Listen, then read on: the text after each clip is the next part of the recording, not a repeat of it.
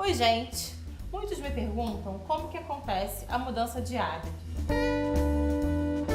Pode não parecer, mas 40% dos nossos comportamentos são hábitos.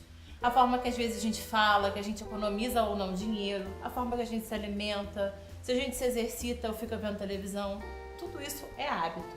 Mas o que são hábitos? São escolhas repetidas que depois de um certo tempo se tornam comportamentos automáticos. Esses hábitos sempre acontecem a partir de um sistema inteligente, composto por um bloco de comportamento. Tem um estímulo que diz qual rotina ativar, qual comportamento o cérebro precisa usar, que ativa então esse estímulo, ativa a rotina. Essa rotina pode ser uma rotina física, mental ou emocional. E essa rotina causa uma recompensa, que pode ser uma sensação boa, pode ser uma droga, pode ser uma comida, pode ser de diferentes tipos. Aos poucos, o estímulo vai sendo associado à recompensa. Vai acontecendo tantas vezes que o cérebro, só de ver esse estímulo, já se lembra como ele é bom, qual a recompensa que ele traz. E aí já começa a existir o desejo. Então, quando o estímulo já está muito associado à recompensa, o cérebro já anseia, por exemplo, já vê o chocolate e já lembra a sensação boa que o chocolate te traz, aí já se fez um hábito. Porque o cérebro, só de ver o chocolate, já se lembra como ele é gostoso. Então, quando isso acontece, o hábito se instaura. O cérebro faz isso porque ele quer o tempo inteiro economizar energia. Já pensou se ele tivesse que participar das mínimas escolhas que acontecem no nosso dia a dia? Ele ia entrar em pane. Então, tudo que ele pode, ele automatiza. Um ponto interessante é que hábitos antigos nunca são esquecidos. Sempre ficam armazenados no nosso cérebro. Por um lado, isso é bom, porque já pensou se a gente tivesse que reaprender a dirigir o tempo inteiro? Mas por outro lado, isso é ruim, porque é muito difícil de mudar um hábito. Por isso que é tão difícil, às vezes, você começar a fazer exercício ou mudar uma alimentação.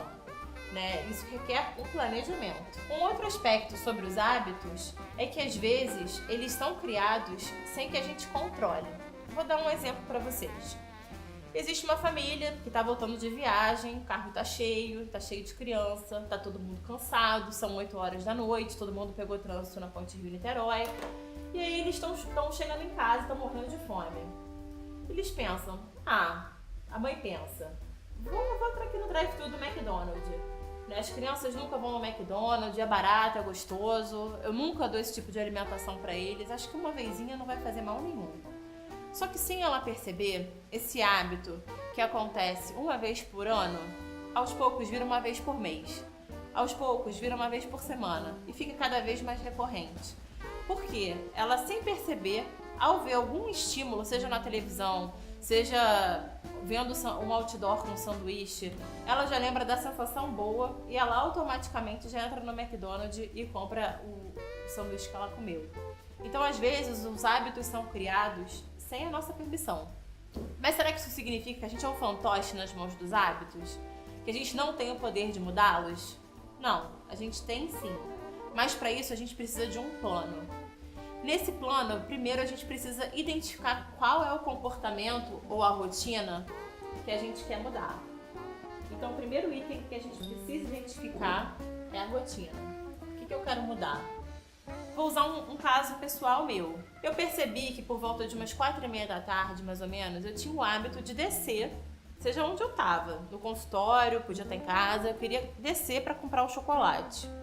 Então, ok, minha rotina era comer um chocolate à tarde. Para perceber o que estava estimulando a minha rotina a entrar em ação, eu comecei a pensar o que eu estava ganhando com esse chocolate.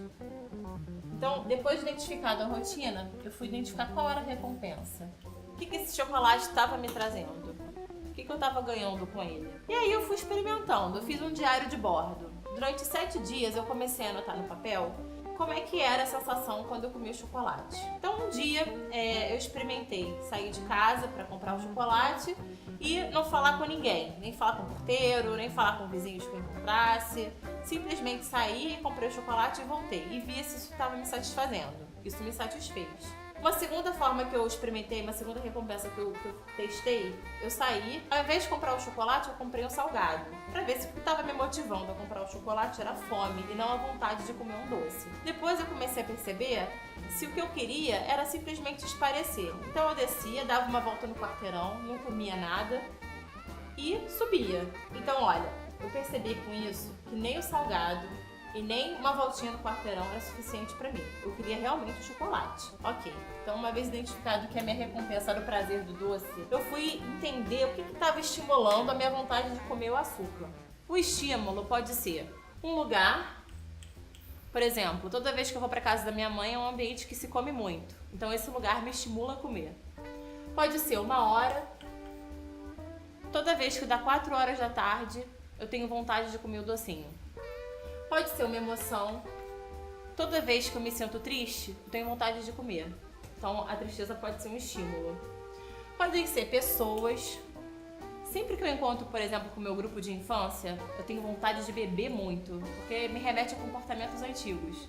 Então, esse grupo de amigos me remete a um padrão de alimentação que eu não tenho mais. Ou pode ser uma ação. Toda vez, por exemplo, que eu estou escrevendo um texto e me faltam ideias, eu tenho vontade de comer. Eu comecei a anotar no meu diário de bordo todos esses itens em relação aos 7 dias da semana. Então, no primeiro dia, eu vi que quando me dava vontade de comer o chocolate, o lugar eu podia estar em casa, eu podia estar na casa de um paciente, eu podia estar no consultório, eu podia estar numa reunião. O lugar eu vi que variava. A hora eu vi que também variava. Podia ser 3, podia ser 5, podia ser 3:30. A emoção é que eu vi que se manteve a mesma. Eu vi que em todos os dias, o momento que eu queria comer era o momento que eu estava entediada. Então eu percebi que o meu gatilho era o tédio. Mas, completando aqui minha listinha, as pessoas eu percebi que variavam. Eu podia estar sozinha, podia estar com amigos, eu podia estar atendendo. Então as pessoas variavam. E a ação eu também percebi que variava. Eu podia estar escrevendo um texto, eu podia estar atendendo, mas era um momento sempre que eu me sentia entediada. Então eu fiz já o meu esquema.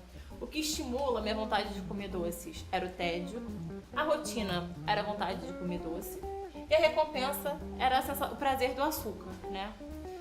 E aí, como é que eu... E agora? Uma vez descoberto isso, o que eu preciso? De um plano. Preciso de um plano para mudar toda essa história.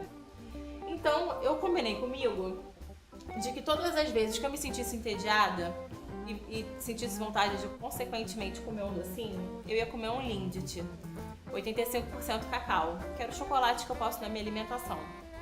Se eu falar pra vocês que foi fácil, mentira. No início eu implicava horrores com chocolate. Achava ele salgado, achava que ele não matava nada a minha vontade de comer doce. Não entendia como é que o chocolate daquele podia dar prazer. Aos poucos eu fui vendo que de tanto comer esse chocolate e não engordar, o fato de não engordar era a minha motivação.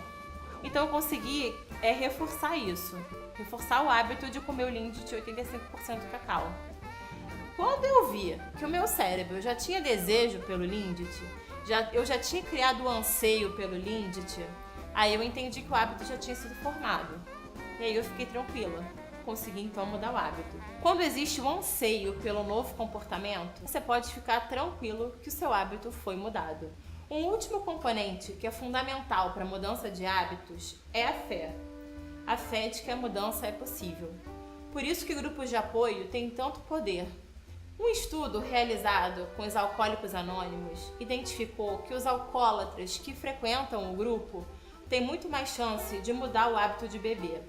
Eles viram que o poder do grupo, que o fato deles acreditarem que existe um poder supremo, não necessariamente Deus, mas que existe algo maior que pode fazer uma mudança, faz com que eles tenham muito menos recaídas. Os alcoólatras que não frequentavam o AA, eles perceberam que no primeiro estresse, eles descontavam na bebida. O fato de você ter um grupo e perceber que a mudança é possível e você ver companheiros que não bebem mais, faz você acreditar na sua mudança. Então é isso, gente. Mudar hábitos é difícil, mas é possível. E eu tô aqui pra ajudar. Não esquece de assinar o nosso canal no YouTube. Se você tiver qualquer dúvida, deixa pra mim aqui nos comentários. E se quiser mais informações, acesse o nosso site.